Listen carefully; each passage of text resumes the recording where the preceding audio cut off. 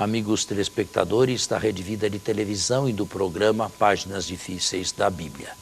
Diácono Albérico, eu fiquei de dar uma resposta, mas exatamente qual era a pergunta? Olha, você sabe que nós ficamos no suspense da resposta, o nosso tempo encerrou justamente na hora que o senhor ia dar a resposta. Sobre o quê?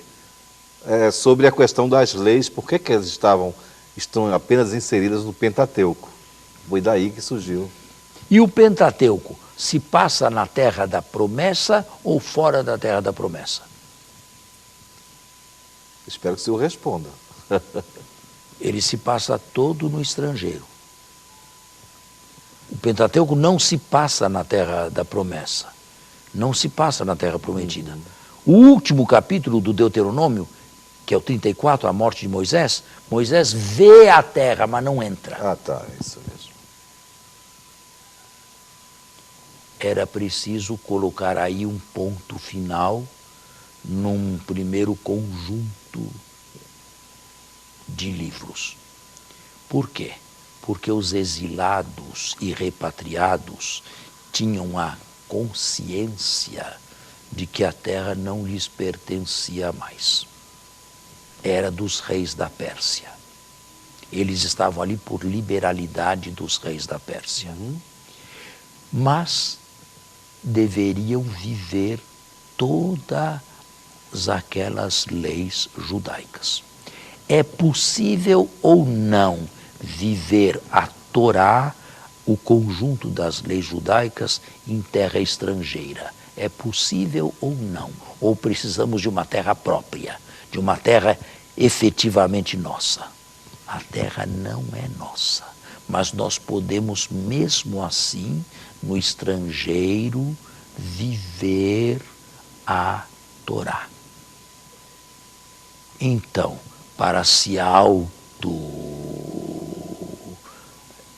justificarem, eles retrotraíram toda a legislação e todo o passado glorioso para fora da terra. Se Moisés deu todos esses preceitos para o povo de Israel fora da terra, e eles já foram observados fora da terra, eles podem ser observados também por nós, embora a terra não seja nossa. Certo. Mas é isso que quer dizer? Isto quer dizer sim. que, embora estrangeiros na terra, nós não precisamos da sua posse para viver a lei de Deus. Tanto que eles vão se insurgir, né? Contra os reis. Mas o senhor entendeu ou não? Não, sinceramente não. Eles começam a praticar porque a lei trazia... Não. Não. Todo o Pentateuco se passa no texto fora da terra da promessa. Certo, isso ficou bem claro. E por quê? Porque os que construíram o Pentateuco viviam no estrangeiro e queriam eles também observar a lei de Deus para se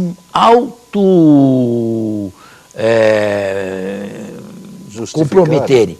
Não é a expressão auto se justificarem, para se compenetrarem, para se considerarem aptos a viver a lei de Moisés no estrangeiro, em Ehud. Eles projetaram esta lei no passado, fora da terra. Se os nossos antepassados, fora da terra, foram capazes de obedecer Deus, agora caiu. Nós, numa terra que não é nossa, podemos fazer a mesma coisa. Era um estímulo, um estímulo. Se autoestimulavam com isso. Entendeu? Entendi, agora eu entendi.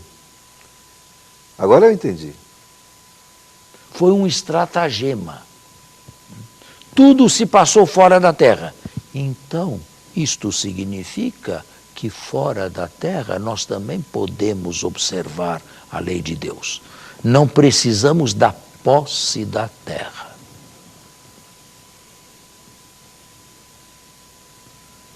E a posse da terra? A posse no livro, nos relatos bíblicos, a posse da terra fica para um outro bloco, não o Pentateuco. fica para um outro bloco. Mas no Pentateuco, que é a grande, que são os evangelhos para eles, tudo se passa fora da terra.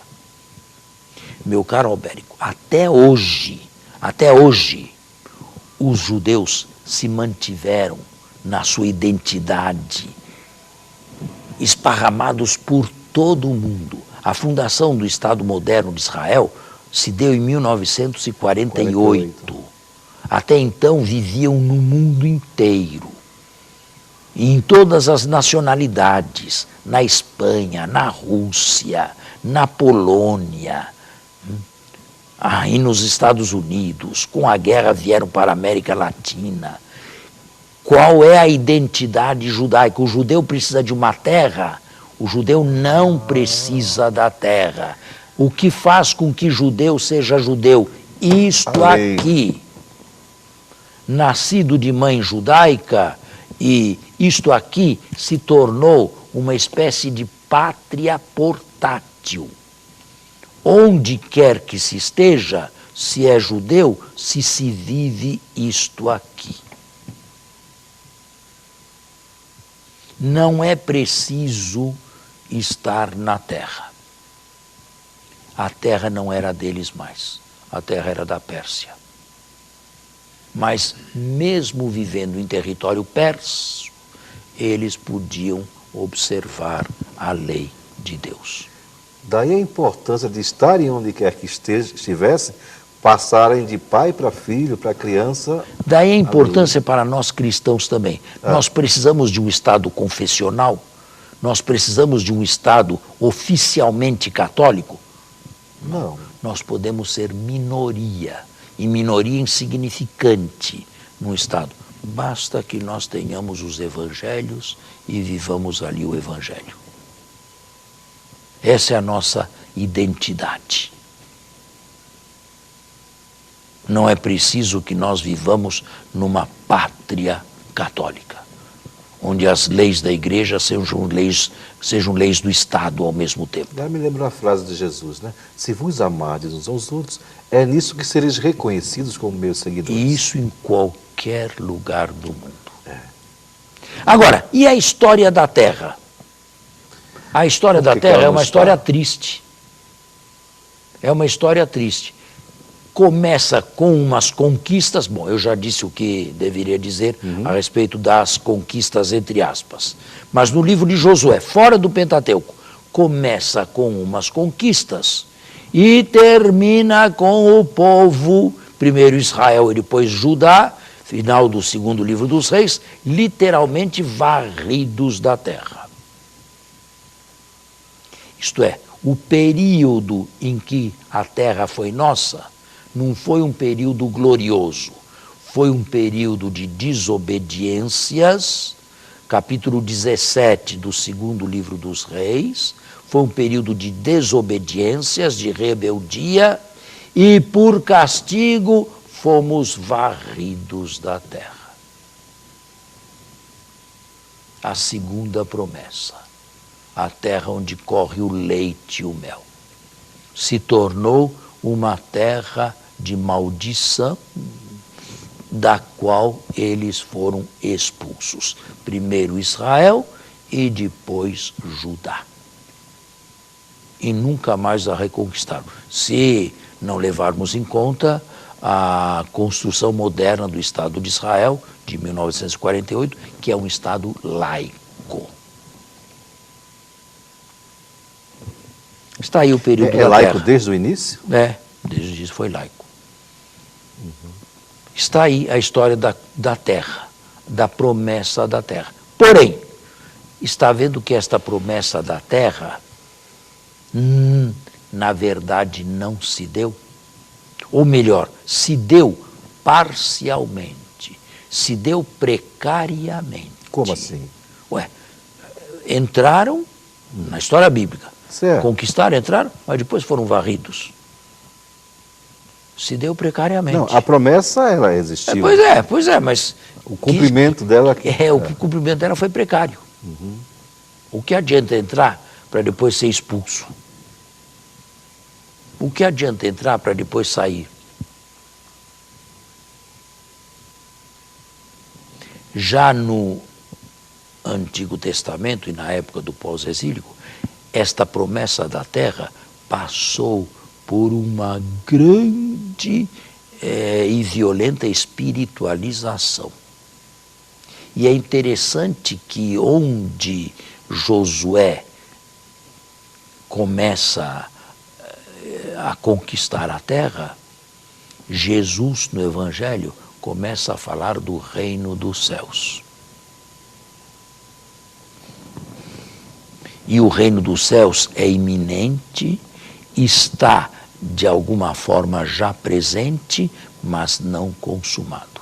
Podemos dizer que no prolongamento cristão do Antigo Testamento, esta conquista da terra nunca aconteceu.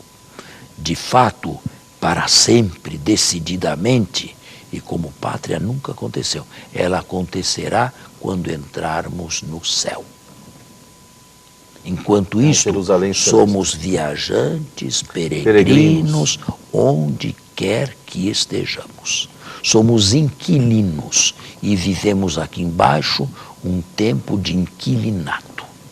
Muitos vieram antes de nós, nós tomamos posse daquilo que antigamente era deles e vamos deixar para outros também quando terminar o nosso inquilinato aqui embaixo. E o reino de Deus é uma realidade que esperamos, é o céu. Lá sim estaremos na pátria.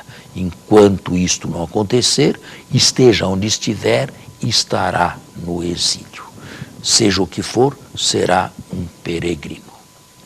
Mas nós vamos fazer um intervalo e continuamos. Passamos. Os votos, o senhor queria fazer uma pergunta? Sim, era uma colocação. Essa conquista que a gente vê, olha, divisa do povo do Antigo Testamento, né, que nós estamos aqui falando, para nós também ela não se dá de maneira acomodada ou através da desobediência. Eu penso que fica uma lição aqui, já que a terra, o apátrida... Não, Jesus tem uma frase.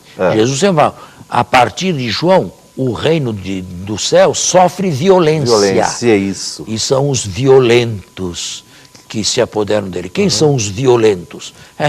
Os violentos de todas as épocas. Aqueles que são capazes de fazer violência em si mesmos e violência na civilização para ingressarem no reino. Era isso. Não é de maneira tranquila. Acomodada. Não. Há uma luta. E nos Atos, capítulo 14, Paulo fala, é através de muitas tribulações que entraremos no reino de Deus. Os judeus quiseram que o período da terra fosse distinto e destacado do Pentateuco. O Pentateuco serve até hoje.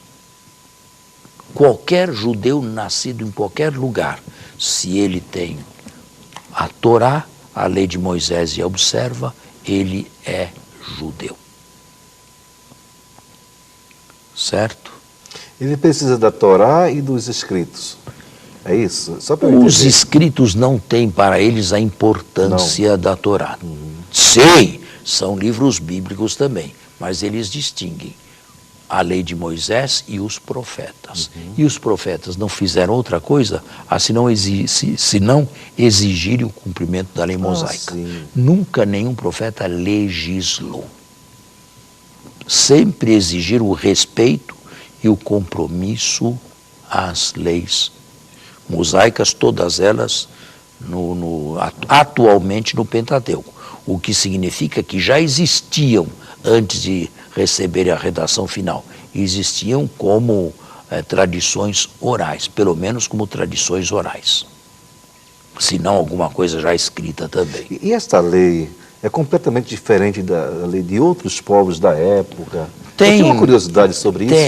Tem alguma semelhança? Tem semelhanças, mas tem peculiaridades. Por exemplo?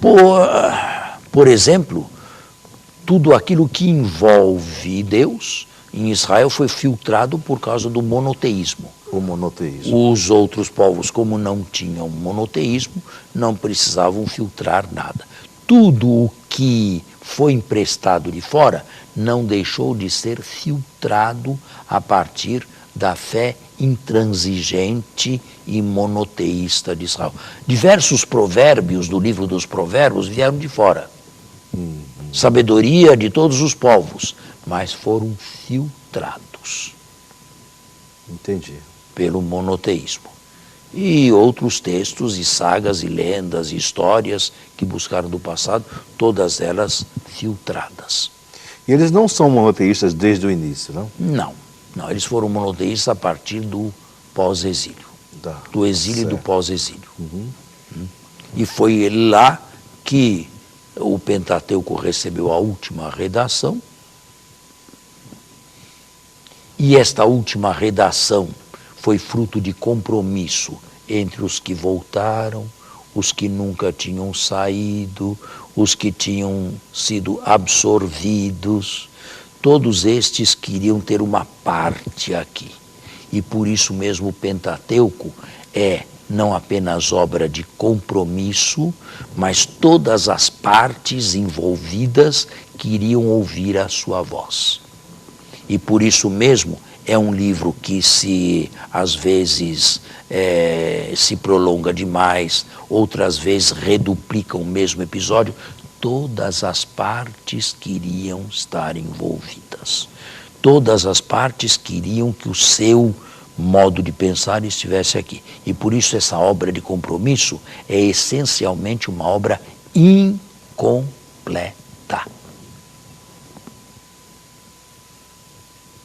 Certo? Certo. Mas a beleza do Pentateuco está no conjunto. Né? A verdade, dizia um grande teólogo, Urs von Balthasar, é sinfônica. Não é lendo um único versículo, um único livro que se encontra a verdade toda inteira. Ela é sinfônica, ela é um conjunto de vozes. E isto serve sobretudo para nós cristãos, quando a partir do cristianismo de Jesus lemos textos do Antigo Testamento. A verdade é sinfônica. A propósito, o senhor citou aí os diversos livros do Pentateuco. São 5. 5, mas um deles deixou de ser citado. O livro dos Números. O livro dos Números não. Conta a história, tem algumas legislações menores e conta a história da marcha do Sinai para a Terra Prometida, né? A preparação e a marcha como tal, que termina sem entrar em Kadesh. Esse é o livro dos Números, dividido, a primeira parte, a preparação até o capítulo 10º, e a segunda parte do capítulo 11 em diante, a marcha com Deus para a Terra Prometida, mas sem lá entrarem, por causa da desobediência. Ou seja, é harmônico com todo o conjunto. Por causa da desobediência. É o livro que fala da desobediência. Mas fala da desobediência com o olho nos exilados repatriados de Babilônia. Talvez, é uma hipótese, a desobediência retroprojetada no passado seja fruto de uma desobediência do presente. Alguns exilados não querendo voltar, ou não desejando voltar. Não querendo voltar para a sua terra. A terra de origem, digamos assim. De Jerusalém. Talvez essa postura tenha motivado e retrotraído para o passado um denigramento da Terra Prometida. Começaram a falar mal dela no livro dos Números. Talvez isso seja um reflexo do presente, retrotraído para o passado também. É como eu não alcanço aí uma fruta que está bem mais alta, ou não me interesso, não me interesso, então já falo mal. E isto também é retrotraído no passado, no livro dos Números. É possível que alguns judeus não tenham gostado da ideia de voltarem para a terra. E é possível que tenham até alguns judeus acharam esquisito essa volta para a terra. Estavam tão bem lá, em Babilônia, muitos não voltaram. Voltaram os mais afoitos, os mais aventureiros. Quem sabe os discípulos do segundo Isaías. Foram eles que reconstruíram Jerusalém. E é aí que nasce a Bíblia. É nesse período aí que foi o Pentateuco redigido, ou recebeu a última redação, e por volta de 400 ou 450 a.C., solenemente promulgado, no período de Esdras e Nêemias. Período da reconstrução. No período de Esdras e no período de Nêemias. Como o nosso grande passado. E as nossas legislações todas. E interessante, existia a lei da antiguidade. O Código da Aliança é o mais antigo de todos. Havia algumas leis que com o tempo se tornaram obsoletas e era preciso reescrevê-las ou dar-lhes novo significado. E o Código do Deuteronômio corrige muitas leis do Código da Aliança, porém nenhuma delas foi tirada, ainda que obsoletas e não mais utilizadas. Por quê? Por causa da antiguidade. Essas obsoletas estão no Levítico? Estão no Êxodo já, no Código da Aliança. Muitas leis obsoletas e refundidas ou refeitas no Código do Deuteronômio. Mas nenhuma delas foi eliminada. Por quê? Por causa da lei da antiguidade.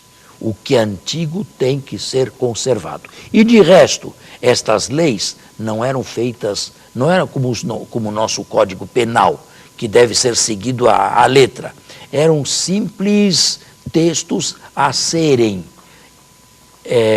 buscados, a serem estudados em cada passo. E o legislador devia decidir, de acordo com o texto, de que modo agir no presente e no caso concreto. Serviu mais para consulta.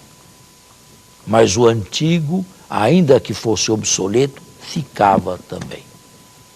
Essas leis são seguidas até hoje pelos... Não. As mais obsoletas já não eram mais nem no tempo de Cristo. Nem naquela época. Mas estão ainda aqui. Porque o que era antigo era venerando e não podia ser eliminado.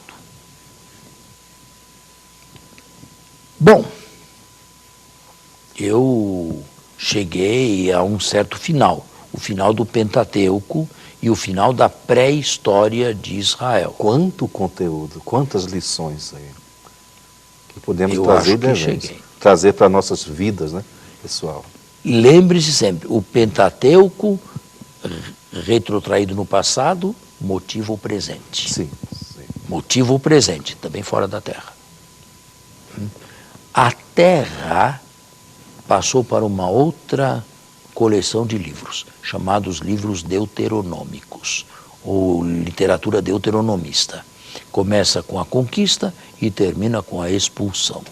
Quer dizer, o período da Terra foi um período de rebeldia, de pecados e de castigo de Deus.